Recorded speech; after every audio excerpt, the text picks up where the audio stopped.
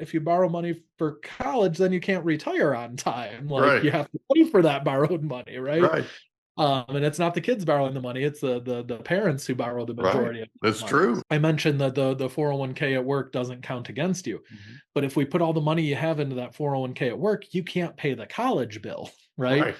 So we're Right. balancing all of that within that financial planning to make sure that we have that blueprint, the year by year, how that bill is going to get. We don't want them spending a fifth and a sixth year in college because you know what that one extra semester cost. Most families don't realize that the scholarships they got for the first 4 years don't extend to the fifth and sixth year. Right. So not only are mom and dad now having to come up with an extra 50 or 100, maybe $150,000 for those Mhm. extra year or two, they're also the kids not earning income. So if you can sell a higher ticket item, you can work with better people or more affluent people, then you can make more money and work less hours. And that's kind of what I was looking for over time. So don't hear that wrong. We work with mainly middle class families Yeah. and everything like that. But yeah, it's really grown into a great career where I have the team since my kids were born. Did you know there's a technology that's actually an app on your phone that uses sound waves to tell your brain what you want your brain to do? We had a young man that was on a guest on our podcast, the Mike Litton Experience, who had a traumatic brain injury. He was sleeping 3 hours a night. He's using Newcalm now and he's sleeping more. Go to newcalm.com, Mike15 promo code. Newcalm.com, promo code Mike15 for an extra 15% off. Go today. Welcome to the Mike Litton Experience podcast. Everyone has a story, and our passion is to help them tell it. Mike is passionate about being a father, a teacher, a realtor, an investor, and a leader. And now, introducing the host of the Mike Litton Experience, Mike Litton. Paul Compeau, thank you so much for being our guest on the Mike Litton Experience. I'm super excited to have you on. And like we talked about before we hit record, everybody has a story, and our passion is to help them tell it. So, with your permission, we're going to start with where you were born, go up to today, and then we want to talk about the amazing things you're doing to help parents afford college without going broke in the process, right? Thanks again for being Yeah. here, bud. Yeah, I'm excited to share my story and share with all your listeners. So, where were you born? So I was born at University Hospital in Ann Arbor, Michigan. So you can't see it; it's up on the wall over here. I have the Go University of blue. Michigan banner here. So yeah, my dad was he got his bachelor's degree at University of Michigan. It's a great hospital local here in the That's state cool. and one of the best around in the country. So That's yeah, I awesome. had a good start there, I guess. So, did you grow up in Ann Arbor? So we grew up in the Metro Detroit area, Yeah. up in a suburb of Detroit, is where I grew up in a nice suburban neighborhood. I got lucky. I had a great childhood, blessed that my dad owned his own business for a while, and that came with some ups and downs and some struggles financially, I'm sure. But my parents did a great job of shielding me from that struggle and allowing us to have a great education and a great upbringing and got to go to museums and shows and culture and all that kind of stuff growing up. And then the neighborhood we were at just worked out really nice. Had a couple good friends that still talk to some to this day on Facebook and things like that. And then so we always had that normal American suburban childhood, I guess is the best way to describe it. Is That's so we're cool, outside dude. playing hockey in the street or football in the yard or baseball, and ended up being on the same sports teams as some of the kids in the neighborhood for soccer and baseball and stuff like that. And that actually turned into my first job. We backed up to a township park, huge park that had soccer fields and baseball fields and softball fields and tennis courts and multiple playgrounds and huge sledding hill. So it was like the perfect childhood growing up. But that ended up turning into my first job was to umpire or referee games, and I could just ride Ooh. my bike right back to the park. So 12 years old, once you could put in an application with the Parks and Recreation Department, I was out there doing what I could to helping the little kids referee their games and things like that. So How cool. yeah, it worked out really nice. That's awesome, dude. So, what was your favorite thing about growing up there? It was I mean, I liked having the park in the backyard. That was definitely nice. Nice But location, you know? yeah, I mean, all about the people though. The friends you make, I actually, this is an interesting, and I did no fact checking on it, but I was reading somewhere that the number one indicator of financial success in kids is not how well their parents do. It's how well their friends' parents do. So it's an Interesting. interesting thought process of who your kids are exposed to as their friends, and who their parents are Yeah. is who they're most likely to come up as. And I thought that was really interesting. So we were blessed to have a lot of good friends who had a lot of good parents, that had a great experience, and maybe crafted me partially into who I am today. Well, that's an interesting statistic, huh? Yeah. Yeah, That's it's not as much how fascinating. much your parents make, which could end up being the same as your friend's parents, but Yeah.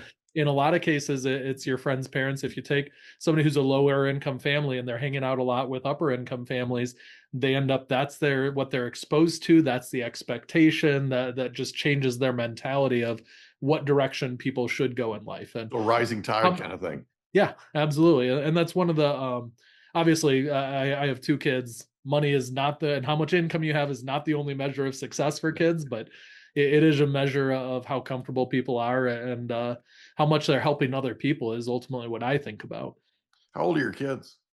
So I have an 8-year-old and 11-year-old. Wow. So yeah, it's a lot of fun. They're right at a nice age where they haven't become too bratty of teenagers yet, but they're also functional. They can put their own dishes away and help around the house and stuff like that. But Oh, they're absolutely amazing. We love to travel with them and everything like that.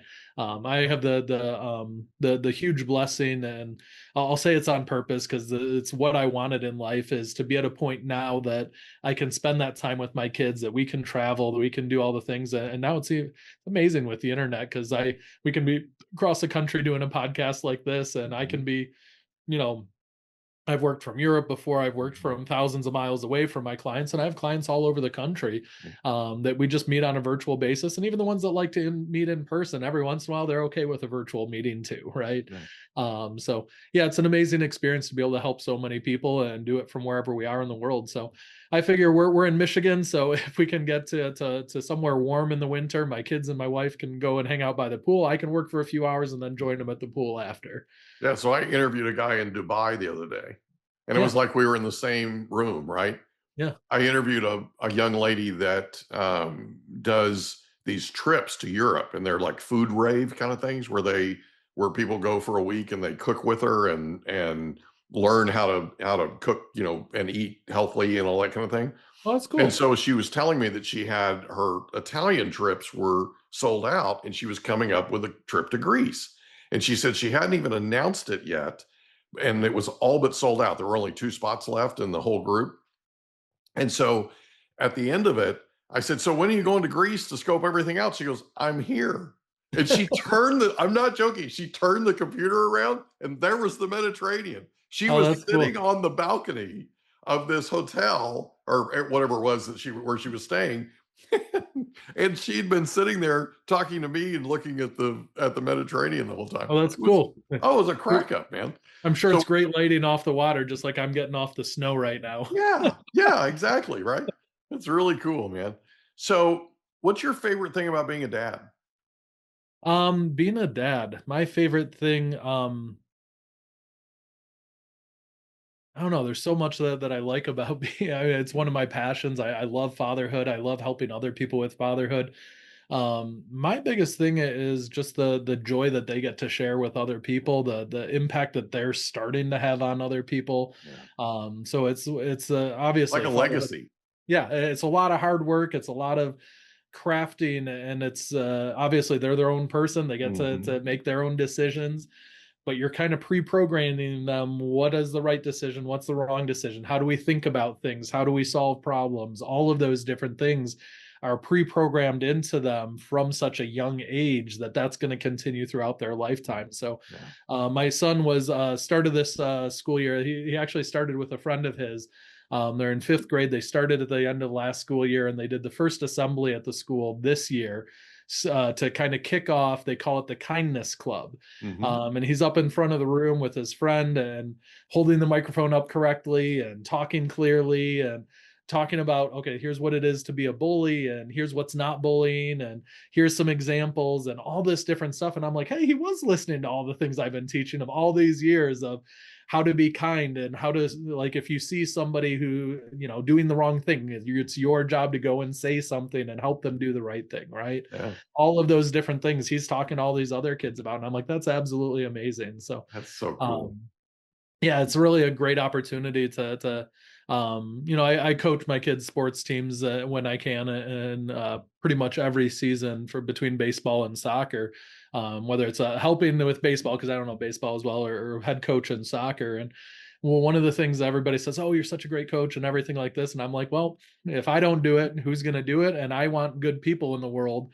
10, 15, 20 years from now, we need those good people. So I always tie in lots of life lessons that I've been teaching with my kids every single practice. And that's what I love about sports is you get to talk to some really good kids and get to help them just kind of put those little seeds that their parents hopefully are doing as well, and hear it from somebody else, and talk about the man in the arena that we expect to get dirty and bloody and sweaty, but that's the way we fail, that's the way we succeed, right?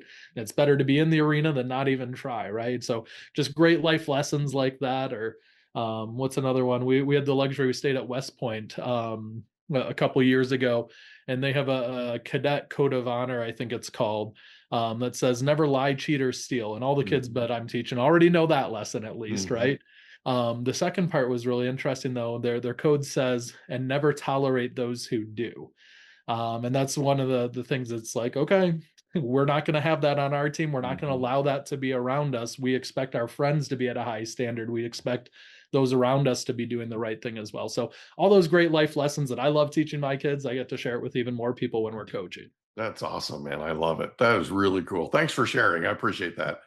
So in high school, or actually, let me ask you this. Growing up, who was the most influential person to you? Who's the most influential? Good question. Give me a second on that one. It's okay. There was quite, I mean, there's a lot. Takes a I had village, right? couple older sisters who kind of set the bar high academically, and both went to college before me and set kind of the expectations as a family.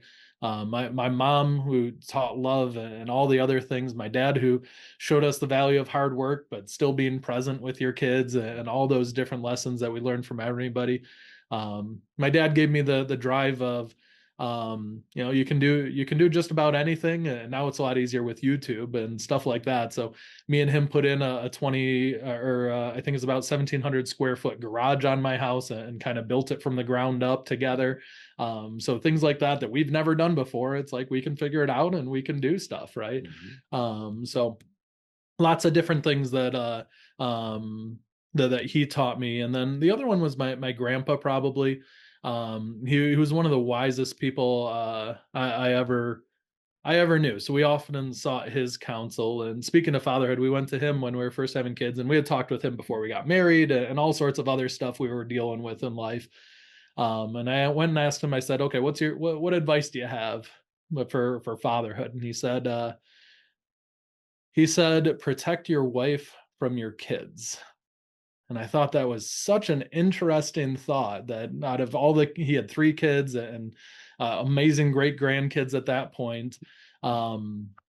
He said, protect your wife from your kids. And that, yeah, as he explained it, and as I learned when I had my own kids, when they're a baby, they're going to cancel all your wife's sleep. You know what I mean? That they're gonna take advantage. She wants to give everything to them to help them grow. And from a raising kids perspective, that's probably a good thing. Yeah, it's a great But thing. they're gonna drain all of her energy. They're gonna drain all of her. Everything she can give, she's gonna give, right? So don't let them take advantage of that, or abuse that to a point where she isn't who she needs to be anymore, right?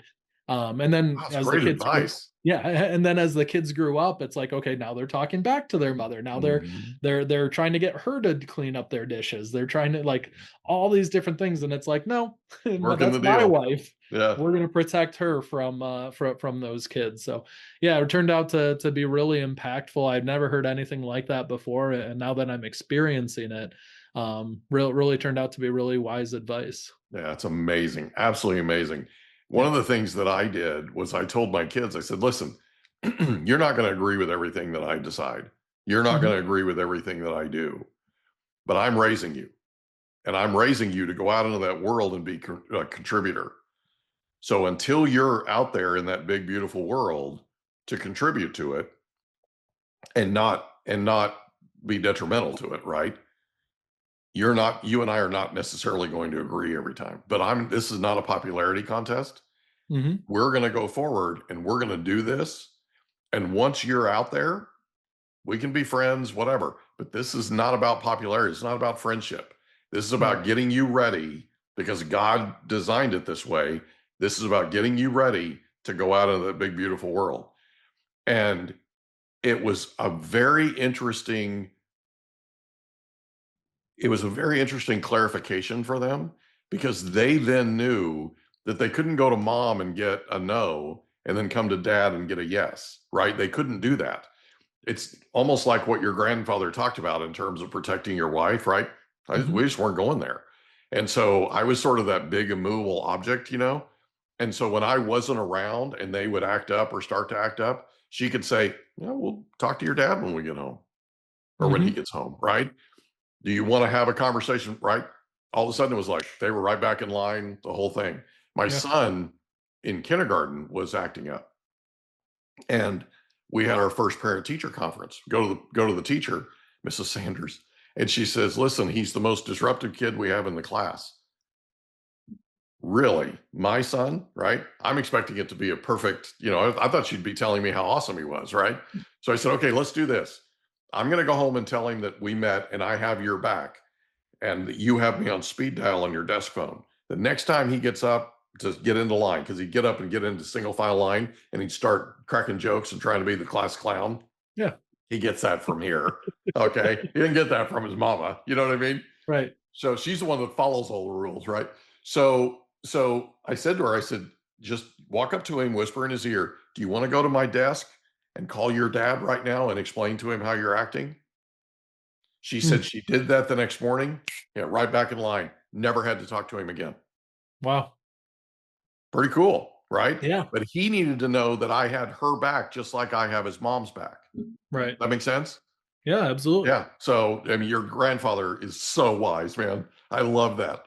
So, in high school, did you have a favorite subject? I didn't. So I didn't get my stuff together until probably the first year of college. So I actually went to a couple different high schools. Not for any reason in particular. I was at a charter school and it moved. We were already driving about 30 minutes and it moved another 20 minutes away from Ooh, our house or wow, something like that's that. tough. And just said, all right, we're not going there anymore. So I had to Yeah, transfer schools, but got a good education. I mean, looking back, I'll say by the time I was in college, I took calculus because I was bored in college. So like the education, the preparation I had by the time I got to college was really good. sounds like it. But yeah, what wasn't any like favorite subject or anything that really stuck out from that. So, in high school, did you have a favorite teacher? There was a couple really good ones that we had. Anne Klein, she's still teaching at the school. My kids are expected to have her hopefully in a few years. Cool. What was a British literature and American literature teacher at the higher levels of high school. Um, Obviously had a huge passion for teaching and helping kids. So we just went back for our reunion. It would have been what 10-year reunion last year.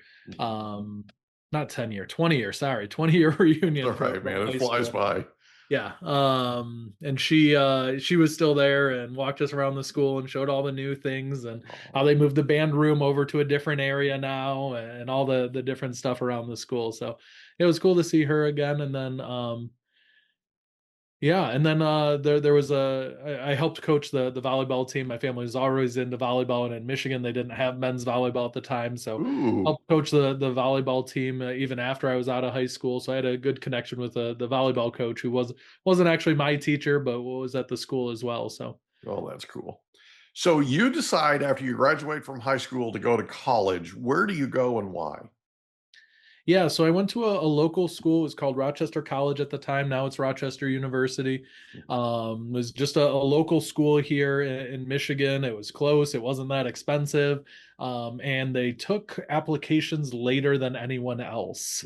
Mm. So if that tells you how focused I was in high school, like the plan was I'm supposed to go to college. I knew that, but I didn't have my stuff together to get it done on time. So that's kind of where I ended up, mostly because they still took my application later than ever anybody else. So yeah, that is kind of how I ended up there. And had a reasonable experience academically. It wasn't quite at my level.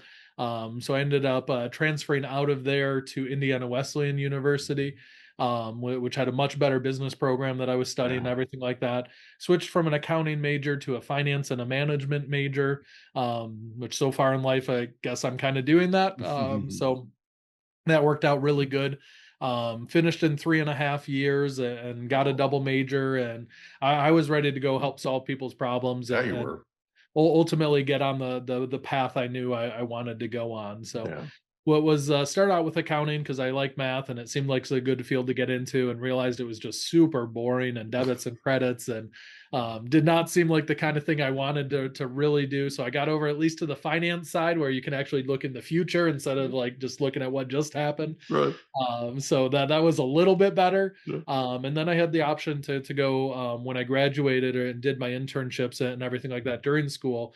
There's kind of two paths you go on with a finance degree. One is generally corporate finance, and then the other is personal finance. Yeah. And what I noticed is the corporate finance was a lot like the accounting, where you're putting together budgets and you're keeping track of expenses and all that kind of stuff. And didn't have the same life that I wanted to build eventually, right? So I still had my notebooks in my home office of all the interviews I had right out of college and looking at the different options. And at the time, a starting finance job was like 40, 50 grand a year, which wasn't a ton of money. And I chose to turn that down and go to a commission-based, commission only personal finance role with one of the major life insurance carriers where you can get all your investment licenses and everything as well. And had a few of those options, had a few of the corporate finance options, and I decided, well, okay, over the next 10 years, here's what my income expectations are. Here's the life I want to build. Here's the one where you can, and just the corporate finance didn't have the ability to build what I wanted in life. And then the other part of it was the time aspect, right? So corporate finance job, you're putting in your 40, 50, 60 Yeah, you hours, and are. that's how you're going to make your money, right? Yeah. When I work on the personal finance side, it's your abilities that more dictate how much money you're going to make, Yeah. and you don't have to work all of the hours every single week in order to make that happen. Yeah. So, So quality of so life. Yeah. yeah, similar to any sales role that's Mhm. working for individuals. So, a real estate agent, if they sell $1 million houses and they sell enough of them, they make more money than somebody selling, $100,000 houses, right? Yeah. Which I guess don't really exist anymore, but you got my idea. In some places, but not many. So if you can sell a higher ticket item, you can work with better people or more affluent people, then you can make more money and work less hours. And that's kind of what I was looking for over time. So don't hear that wrong. We work with mainly middle class families Yeah. and everything like that. But yeah, it's really grown into a great career where I have the team since my kids were born. I haven't taken a client meeting on a Friday yet. I used to spend it all day with them. And then once they got in school, now I do a date lunch with my wife. I'll do a little bit of work here and there sometimes, but not required. It's something where I drop the kids off at school. I pick them up from school and I get to spend those days with them. So, That's perfect. um, They'll yeah, never so forget that, by the way. what's that? They'll never forget that. Yeah. Mine Yeah. are It's a cool, 25 and 27 now. So yeah, it's interesting what they remember, right? yeah. And then, I also get the advantage of I can make my schedule around, I need to leave at 3:30 so I can pick them up or go to soccer practice or whatever else needs to happen. As long as I know a couple, because my schedule fills up pretty quick with clients and Yeah. pretty far out. So we're usually a month or two out on booking with some clients. And as long as I know ahead of time that's coming up, I can make my schedule whatever it needs to be and do help clients and help my family. So it's a That's really cool cool. thing. So you started out in insurance Mhm. and you ended up sort of, lack of a better term, sort of morphing into certified financial planning. Can you talk about that for a second? Because that's a little bit of a journey, right? How did you get Yeah. to the place to where you started helping people manage their like, their educational funds, that kind of thing? Yeah. We'll start at the beginning. Yeah, that's fine. The idea was nobody's going to trust a 21-year-old right out of college with all their money, so we might as well offer that financial advice, but also have a product that goes along with it that's Yeah, backed by a large insurance company that they've heard the name of before yeah, and kind of have that backing, right? yeah, Turns out that was probably not the way to be thinking. If I went back, I probably would have done it differently. But it was a reasonable logic at the time and seemed to ultimately work out. So the what I realized is that financial any sort of sales job is about who you know and how you can get in touch with people and everything like that. Um, and that's where it took me a number of years to really figure out the marketing side of things and how to get in front of more people and everything like that. So definitely the career path started slower than I thought. It ended up exactly where I thought I would be after 10 plus years, but started off a little lower than what I expected in income and things like that. I was probably making more at my college restaurant job per hour than I might have been doing what I was doing at first, but it got me the education that I needed. They had an amazing education program. It got me all the financial licenses and everything like that I needed. So we were working with IRAs and college funds and all of those different things at the insurance company as well. So ended up moving on from there, started my own firm. From there, I got the CFP designation, and throughout my whole career, I've been doing planning, right? hmm, So the certified financial planner is perceived as the best designation to get. hmm, It does add some credibility if you go online and you ask who should I hire as my financial planner. They should be a fiduciary and they should have a CFP, right? And from yeah, there, there's a few other criteria for some places, right? But those are usually number one and number two. I don't put, knowing the industry as well as I do, I don't put a lot of stock in there. You can be a fiduciary CFP and only offer one type of product, right? The only thing you do is municipal bonds or whatever other product you want to say out there. And you can be a fiduciary certified financial planner, and that's all you do. Well, that doesn't mean that's all everybody needs, right? right, And you admit that, but that doesn't mean that's the advisor for everybody, yeah, right? So that's where I like taking things a step further. So along with the CFP, just a lot of education, a lot of niche in the education space and how college gets paid for. And what I noticed, and it was probably around 2012 or so, a few years into my financial career, I noticed that the financial world is really good at gathering assets from clients that they can invest and grow for their future and build up their IRAs and their retirement plan and everything like that. But they're not very good at planning out how you're going to spend money on a year to year basis throughout your life, right? yeah. So there's a lot of people who have $1 million in their 401ks and their IRAs, but they still have to finance a car if they want to go get a Chevy, right? Yeah. And they still have to finance their kids' college education. And they say the advisors out there that I heard said things like, "Well, you can't borrow money for retirement, but you can borrow money for college, right?" And I'm sure you've heard people say things like that. And I'm looking at the financial numbers. I'm like, well, if you borrow money for college, then you can't retire on time. Like Right, you have to pay for that borrowed money, right? right, And it's not the kids borrowing the money; it's the parents who borrow the right. majority of the That's money. true. So, That's true. yeah, it was there's an article out of Money Magazine. It was over 65 is the leading category of student loan borrowers. It's not the 20-year-olds. Yeah. So when they're talking about student loan forgiveness and politicians in the news and everything like that, Hmm.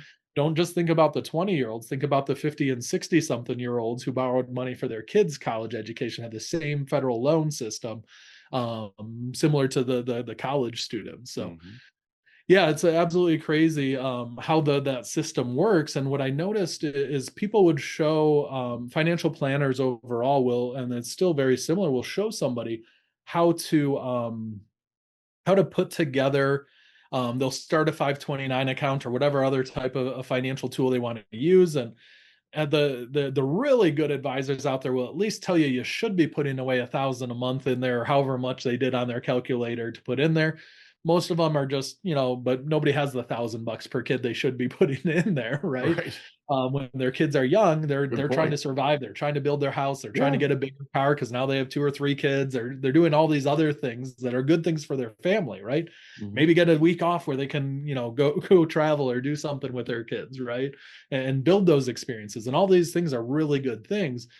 But very few middle class families have the extra 1,000 a month per kid that they could put in the 529, but they know they should do something. So they do $100 a month, or they do a couple $100 a month each, or something like that. And by the time they get to be a high school student, because the financial planning wasn't done correctly from the get-go, they have all of this debt. They have credit cards, they have car payments, they have all these other things that they're doing along the way. And they get to that high school age, and they probably have hundreds of thousands of dollars saved for retirement, sometimes over $1 million for a lot of middle class families by the time they get into their mid 50s. Did you know there's an app that has no side effects that allows you to use sound waves to tell your brain what you want it to do?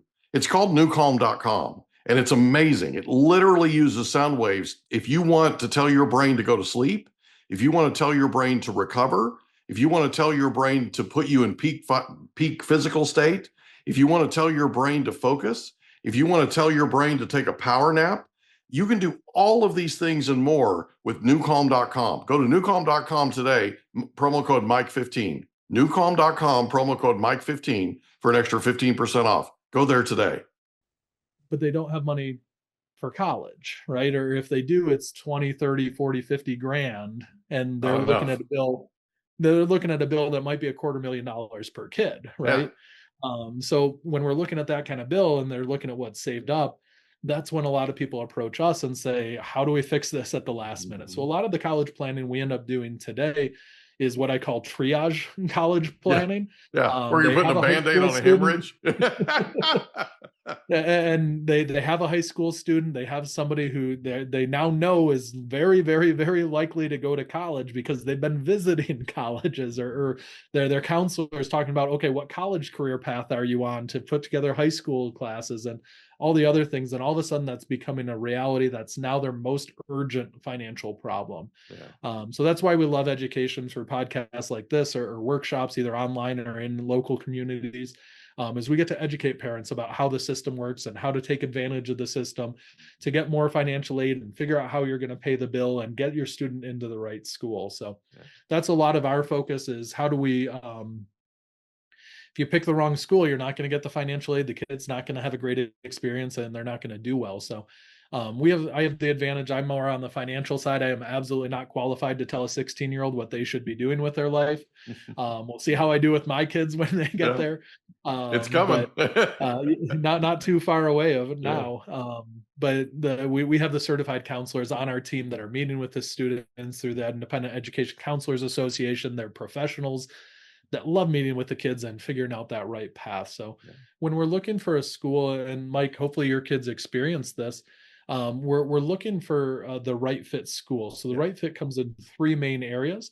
One is from a curriculum standpoint. So we need the right major, we need the right coursework, we need the academics to be at their level as well. So if we have the right curriculum, that's a good start. Mm-hmm. The second one is then, do they have the right culture, right? Mm-hmm. So right culture, is it in a campus, is it a large campus? Is it a small campus? Is there a huge number of students, small number of students? How far away is it from home? How is it suburban? Is it urban? Is it out in the middle of nowhere? Like, what kind of experience is that student going to thrive and do well in, right? But then it goes beyond that. It's, well, what kind of cultural things are on campus? Are they primarily, is it a historical Black university? Is it a primarily Latino university? Is there whatever it is that those families are looking for, that they're going to have a right fit for their students? We're looking for it. So some people are looking for a religious university, a Christian or a Catholic university or a Jewish university. Other people want nothing to do with that, right? Some people are looking for a conservative campus. Some people are looking for a more liberal campus. Some people want their kid, or their kid wants to be in somewhere that has everything, right? And there's different experiences for each kid that is a good fit. And that's what we're looking to search out. That's what we're looking. Some people want to go to a party and a football game at the frat every single weekend and go to the party beforehand. Some people don't care about that. They just want to focus on the academics and get things done, right? So there's all sorts of different experiences from a campus perspective, and we need to tailor fit that to a kid. If the kid doesn't have the right curriculum available, if they don't have the right campus feel, they're going to change universities, or they're going to have a bad experience there, and they're not going to succeed as much as they want. So Yeah, their those are the chance of first success two. is severely diminished. Yeah. Right. And that's what we don't want our kids to have. We want them to have a high chance of success if we're going to spend thousands and tens of thousands of dollars per year on it. And then that's the third fit, is cost, right? If we don't have the right cost of the university, and that's one of our specialties, is looking ahead of time. What is the financial aid going to be, from a need-based financial aid, from a merit-based financial aid? What do we expect based on our experience with other students? What do we expect at a university like that for a student like yours? What is that really going to look like? And if they cost $90,000 a year and your budget is $30,000 a year, if they don't have the financial aid to meet that, maybe we don't consider a lot of those schools, Right. right? Maybe we put one or two on the list. Pivot, right? Right. We need to look for something different Yeah. on that college list. So if we have the right curriculum, we have the right campus feel, and we have the right cost, now we have that trifecta of a perfect fit university for that family, where they can go and succeed. And then the problem is just, how do you pay for it? Right. That is such a cool thing that you're doing. And I'm speaking obviously as a dad who's, both of my kids have graduated with their bachelor's degrees. And when they were looking at schools, my daughter absolutely knew from the time she was about 12 years old, she knew exactly where she was going, and she knew exactly why. There was no question. My son knew that he wanted to live out of state. He wanted to be at a college out of state, but he wasn't entirely sure which college. He Mm-hmm. happened to pick the University of Nebraska, Okay. and it was perfect for him. Absolutely perfect. It was like the entire state of Nebraska opened up their arms and gave him a big hug for 4.5 years. Mm-hmm. Okay. He would have finished in 4, but he picked up a minor in biomed engineering. He's a Mm-hmm. mechanical engineer major. Picked up a minor in biomedical engineering, and so he had to stay an extra semester. But I mean, it was unbelievable how amazing the culture and the people in Nebraska were to Mm-hmm. him and for him the time that he was there. I mean, it was incredible. He couldn't have made a better choice. And to this day, he'll tell you, he's been out 4 or 5 years now. To this day, he'll tell you, absolutely best choice he could have made. So that worked out really, really well. He toured, he actually applied to a bunch of schools, and he got into all of them, like he was accepted to all of them, but he didn't, he went and visited a few of them, right? And he just happened to apply to Nebraska, and one of the people that was in the admissions office happened to have gone to his tiny little charter high school out here Mm. and had graduated from there a few years prior. And so they immediately connected and hit it off and the whole thing, and that did it. That was sort of the ceiling deal, right? So I love the fact that you're doing this, because we actually hired a consultant. We hired somebody to sit with us and go through, here's your choices. Here's what you need to look at. By the way, her son had just graduated from University of Nebraska at Lincoln. Mm. Right. And so she was talking to us about it, and it got Michael interested, and that's where he ended up going. And he's really, really glad he did. So from a parent's standpoint, I know how valuable what you're doing is. To have that financial planning piece in addition to it, because we didn't have that, is absolutely invaluable. That's why I was telling you how excited I was for our time together, because I absolutely love what it is that you do. I think what you're doing, or in fact, I know what you're doing, is absolutely invaluable to these parents. And especially with college costs skyrocketing the way they have. I mean, they have outpaced inflation, outpaced incomes, outpaced all kinds of things, right? And it doesn't surprise me at all that you're looking at student loan forgiveness for 50, 60, 70-year-old people. A lot of these people are grandparents too, right? Where they had to co-sign because the parents couldn't or whatever. And so they're now, on the hook for borrowing that money and that kind of thing. So yeah, it's and then on the real estate side, we see like massive, massive student loan debt. I had two young people that had just graduated from UC Davis with degrees in veterinary medicine. Mm-hmm. Both of them were starting new jobs, and each was making 200,000 a year starting, right? Great income. But Mm-hmm. they had $400,000 in student loans. Yeah.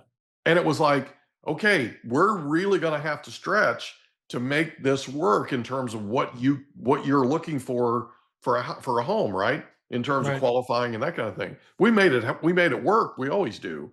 But it Mm-hmm. was one of those things where we had to basically deal with the fact that when you're not in school, you have to start paying your student loans, Right. right? And you start paying those things. Those payments are just on $400,000 in student loans. It is enormous. It is amazing how big it is. Well, and even before you're out of school, the interest is ticking up whether you're paying it or Absolutely. not. Yeah. Well, you don't have to make payments, but the interest is accruing, right? Right. It's a great point. And so that's one of the things that I feel like is so invaluable in terms of what you're doing for parents and for Mm-hmm. the students, because you're helping to sort of launch them the right way, right? So they're getting, when they graduate from college, they're not absolutely choked on student loan debt. And that's a big, big deal for people. And I just love what it is that you do.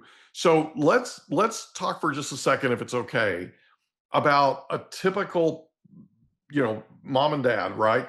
They've Mm-hmm. got a kid that's, let's say, 14, 15, 16 years old, and they know that that kid wants to go to college. Is that when they come talk to you, or do they come talk to you when the kid is 5 or 6? Yeah, so the joke we always say is they should have come and talked to us when they first found out they were pregnant, right? That's the time you should have started. So they should have started the fun before the kid was born. Well, if you want to pay for college, yeah, absolutely. Actually, that's So not that. I get that, man. That makes sense. and it's a tongue in cheek, obviously, but Well, if it you're on a is, good but financial foundation before you have kids, that yeah, helps the long term, right? absolutely, yeah, So that's true. yeah, there's definitely a lot to that. The urgency isn't there when the kids are young, Yeah, right? So we don't have we'll talk to plenty of people with younger kids.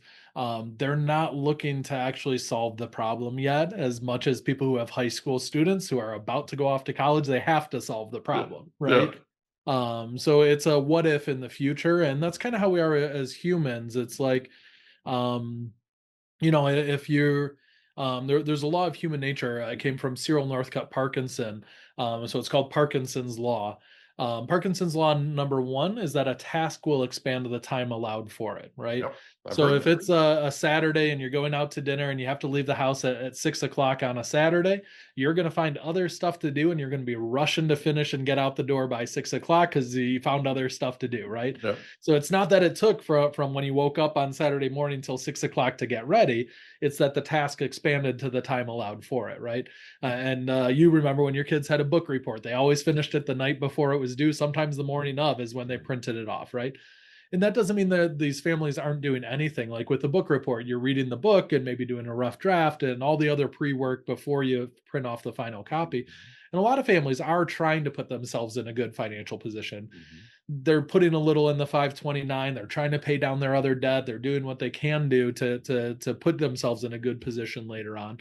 But life keeps coming up and whacking them over side the head, and Yeah. they need a new furnace, and then they needed a new roof, and then they need a new car, and it's And the hard to house dig out the floods, and yeah, right. right, yeah. Whatever it is, like Mhm. we shit happens all the time, It right? does, as a matter of So fact. we expect that in our financial plans, but that's part of what's happened to these families, and they have all the good things like I talked about earlier. They need a little bit bigger car. They have 3 kids, so they need a bigger house now. All the different things that happen throughout people's life, that their budget also expands to the dollars available. So that's Parkinson's law number two, is a budget will always expand to the dollars available. And if you read the book that Cyril Northcutt Parkinson wrote back in the 60s, he talks a lot about government budgets and big corporation budgets and things like that. And it's really interesting for a financial nerd like me. But but that's the idea from a family's budget, is if they had just stayed on the budget they had from their not even their first raise, their second or third raise, Yeah. right? they had stayed on that budget and saved the rest or half of the rest of the money, they'd be just fine right now. Yeah. But their budget expanded because there's always good things that you can do, right? So my family, we like to travel. We have a family property down in Florida. We like to go there in the winter. You can fly down to Florida from Michigan. You can drive down. You could theoretically maybe take a bus or a train or whatever else. You can fly first class. You can fly private. There's all sorts of different price points to doing that, right? And each of them, as you go higher in cost, there's a benefit. There's a good thing for your family, right? So if we can fly down, well, perfect. We get an extra 2 days in Florida, right? That's a good thing. If we have the money to do it, why wouldn't we spend it on that and enjoy our trip a little bit more, right? Well, that's the budget expanding to the dollars available, right? Good point. Yeah. And if you're used to flying coach everywhere, it's really nice when you get upgraded or you can sit in the first class seats, right? And then some people, when their budget expands, that's the kind of nice thing they want that they can spend money on, right? And then the people sitting in first class, they have friends who fly private, right? And that'd be really nice too, right? You walk up, you go, security's done like that. You walk right on the plane, it takes off, you're there that much quicker, right? So, and it's not just that, it's their house, right? They're getting a nicer house because they have double the income that they started out with, right? They get a nicer car because they have more income and they can afford the monthly payment now, right? All of these different things we upgrade and we upgrade and we upgrade. All of a sudden the life that we had in our 20s is very different than the life we expect and what our normal is in our 40s. Right. So by that point, because of those expansions, those things are right in front of them. They're good things that they can do for their family and their life right now. College is still out in the future. So by the time they meet me, yes, they usually have a high school student as their first student, that they're looking at colleges and they're really worried about it. So the earlier we can catch them, the better. And we love working with them when they have, pre-kindergarten or elementary students or middle school students. Our counseling usually starts around 7th or 8th grade to set up their high school curriculum for the college application and things like that. But most of the families that we end up talking to have 10th graders, 11th graders, sometimes even 12th graders, or their kids already in college, that they're looking for help on the whole picture of how do we make this happen, right? So yeah, that's why I say it's triage. It's last minute high school families that need the money in the next couple of years. Well, it's kind of like life, right? The kids end up deciding to go to a particular college and you weren't prepared for it. You mentioned a minute ago, we're actually in 76 countries worldwide now, which I still find hard to imagine. And some of the countries just, right, blows my mind. But the 529 is a college fund. You mentioned 529 a minute ago. So just for clarity's sake, a 529 is a college fund that people can invest in, they can contribute to, and it helps them to save for college, and they can invest the money, that kind of thing. There's a tax advantage to it too, right? There's a very minor tax advantage. It depends on what your state offers. So in some states, you'll get maybe 300 or 500 off of your state taxes if you do maximum contributions into a 529. Gotcha. But that's not that much money in the grand scheme of paying for college or anything like that. The real advantage for some of them is if they're used correctly within the rules. When you have gains on the investments and you spend it on college, then you don't get taxes there. That's a big advantage. It is, but there are other places you can get that same advantage without having to do a 529, and that's where very few of our clients end up putting more money into a 529 when they find out how they work. So we'll start with the principle, Mike. Saving money for a future expense from a financial planning standpoint is always a good idea. Absolutely. So how much you can save each month is absolutely the cornerstone. If you put it in the worst account possible, you're still ahead of the people who didn't save. So save the money, right? Save the money. Don't go blow it on something. I love that. So no, if you put it in your mattress, you're still going to be ahead and do well, right? So we don't need to put too much emphasis on it. But yeah, when we look at 529s, they're very illiquid. We can't use it if you need a new car, if you need something else, if you need to not go into debt ahead of college. they're not able to be used for that. The investments, when we do the investment analysis, I've never had a 529 that had positive alpha in the investment funds, which is a measure of for how much risk you have. Mhm. Are you getting more return than the overall stock market would get? It's hard to So they're imagine. just very mediocre mutual funds in most cases. Not saying one out there that I haven't heard of it doesn't exist, but all the ones I've analyzed, I've never seen a great investment option in there. They're not terrible, right? It's the same as a standard 401k mutual fund kind of thing. They're going to do okay. They're going to do fine. If the market goes up, they'll do really well. If the market goes down, you're going to tank, right? Gotcha. So they're not like the worst things. But on top of that, what I look at is how the savings will affect your financial aid for college. Gotcha. So even just an extra $10,000 in saving could increase your bill for college between $500 and $2,500 per year. So How? just an extra $10,000 in saving can increase your bill for college between $500 and $2,500 per year. How does that work? Yeah, so when we look in the financial aid formulas, there's certain assets that count, certain types of income count. There's some assets and Got it. income that don't count against you. Got it. So when Okay. you're applying for financial aid, and there's a number of different systems through at different schools that goes through, depending on how that account's titled, depending on what type of account it is. So for example, the retirement account that you have at work, a 401k or something like that, doesn't get reported as an asset on the FAFSA form. Okay. The 529 does. So think through the Ah, brain of the college or the university. If they see a 529 on your form, they know they're getting all that money, right? yeah. So one of the principles that we teach when we look through it with clients is that colleges are very large, very successful businesses, right? Mhm. And I'll talk about Nebraska just as an example. Did you look at their endowment? I did not. Sorry. I Huge, did not. My huge biggest thing, endowment. yeah, my biggest thing with well, Nebraska has 25,000 students at any given Yeah. time, right? And one of the things that I was trying to explain to my son, and I'm still having that conversation with him, but that's a large network. There are Hmm. a lot of people that went to and are alumni Yep.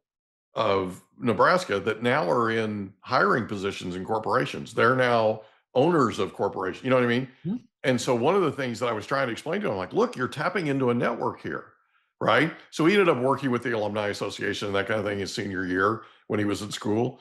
Mhm. But I was trying to kind of explain it to him. I didn't look at their endowment, but it doesn't surprise me that it's large, Yeah, because they have right? a lot of successful They have a graduates. lot of successful graduates, right? Right. There's a lot of schools out there that could make undergraduate and graduate tuitions completely free just based on their endowment, but they haven't done it yet. Yeah.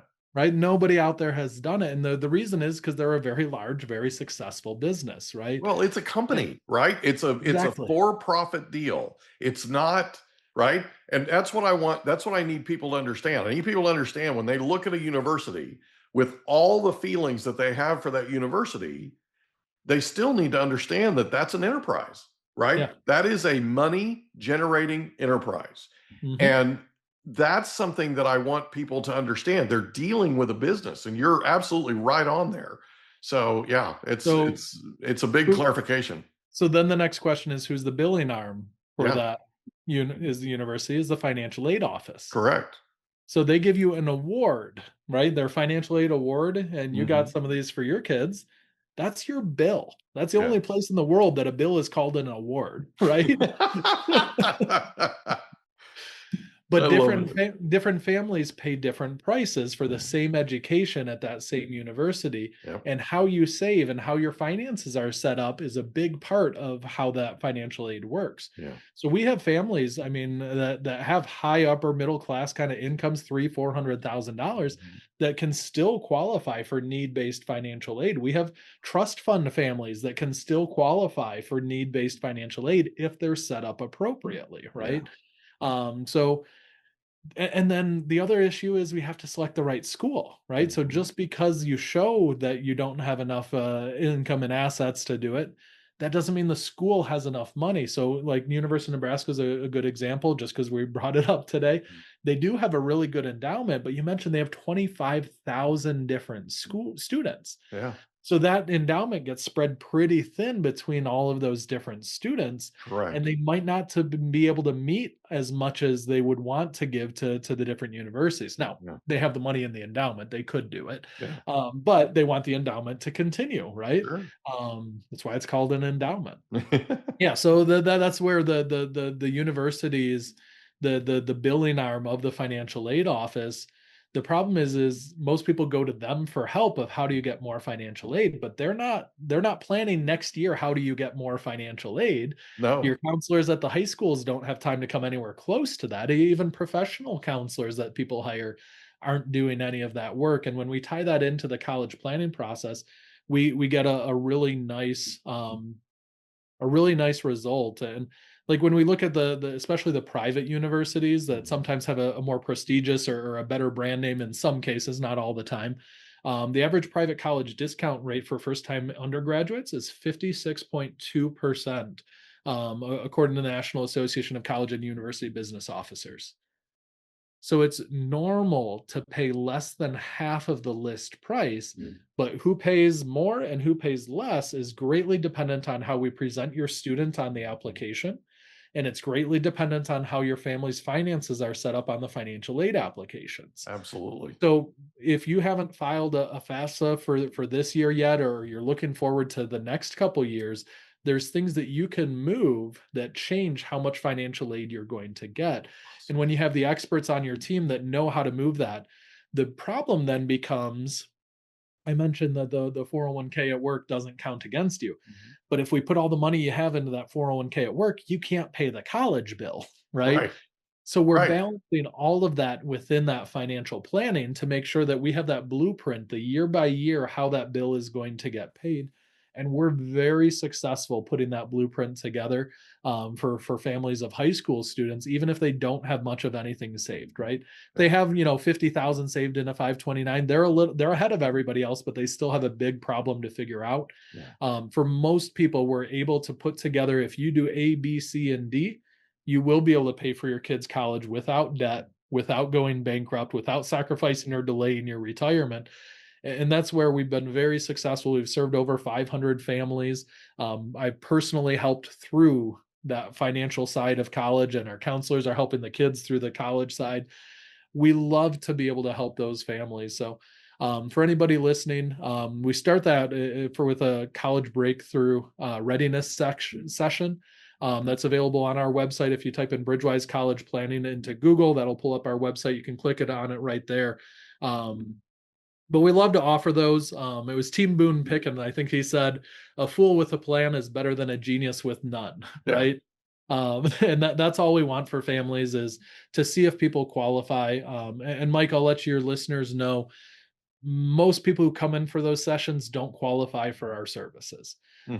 So only about 3 out of every 10 families we have a one-on-one meeting with ever get the opportunity to work with us, because we're very selective on who we sign on. So we only allow people who we can have a tremendous impact on.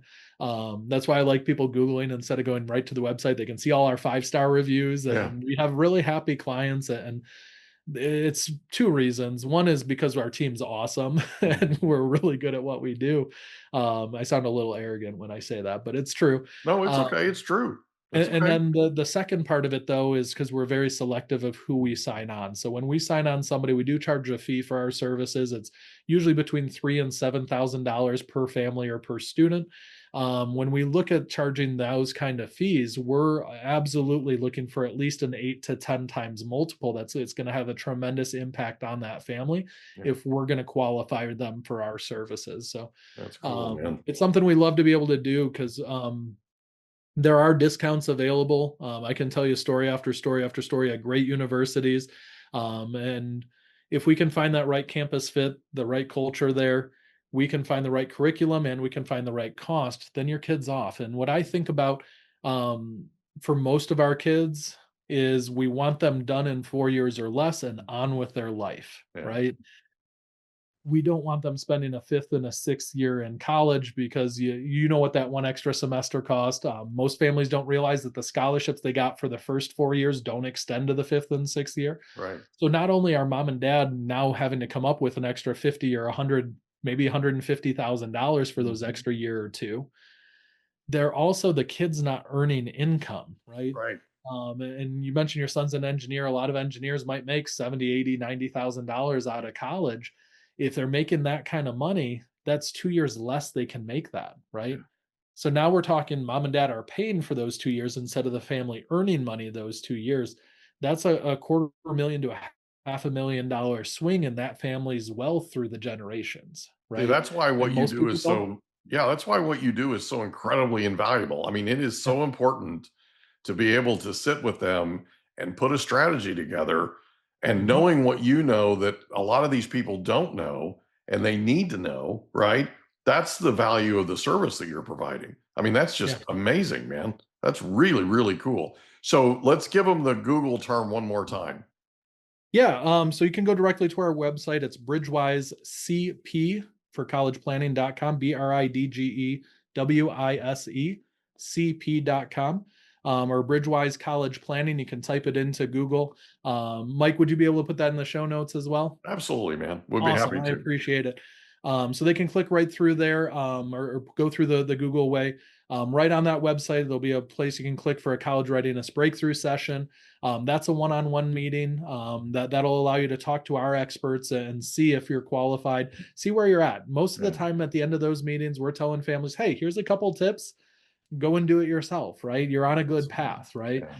If there's something that we can have a tremendous impact either on the student's future or the educational path or on the parent's path from a financial standpoint, if we see that we can have a major impact, we'll recommend you for our services. We'll talk through it. We're not high pressure sales or anything like that. We just love helping people. So yeah, we love to take advantage, as many of your listeners as want to. Allows them to find that right fit school and then actually be able to pay for it as well is a nice marriage when you actually get that acceptance letters, you get the financial aid offers, and then finally you get to say, here's where my kid's going to school, and you get to brag to all your friends and everything with it. To have knowing that you have the plan in place to already to pay for it and you have the right fit school that you know they're going to have a great education is such an advantage for your family from a peace of mind standpoint. I totally agree with that. And I always tell people all the time, you cannot put a price tag on peace of mind. There's no way. These people are going to sleep better, man, simply because they know they've got a plan and they know that their kid is going to be graduating without them having a very, very large debt that they can't overcome or are going to have a tough time paying off. Yeah. And then Yeah, they're right it's on track for their absolutely early awesome. retirement. Absolutely awesome. I cannot thank you enough for being our guest on the Mike Litton Experience. It's been a lot of fun and a really quick hour. Thanks for being here, bud. Thank you. Can I ask you a question? Did you know that there's a technology that uses sound waves that'll tell your brain what to do? There literally is. It's called newcalm.com. It can tell your brain to heal, tell your brain to sleep, tell your brain to do all kinds of things. It can get you fired up. It can be a pre-workout. Newcalm.com. And the promo code is Mike15. Newcalm.com, promo code Mike15 for an extra 15% off. Go today. And that's a wrap. Another episode of the Mike Litton Experience in the books. Reach out to Mike on Instagram at the Mike Litton Experience.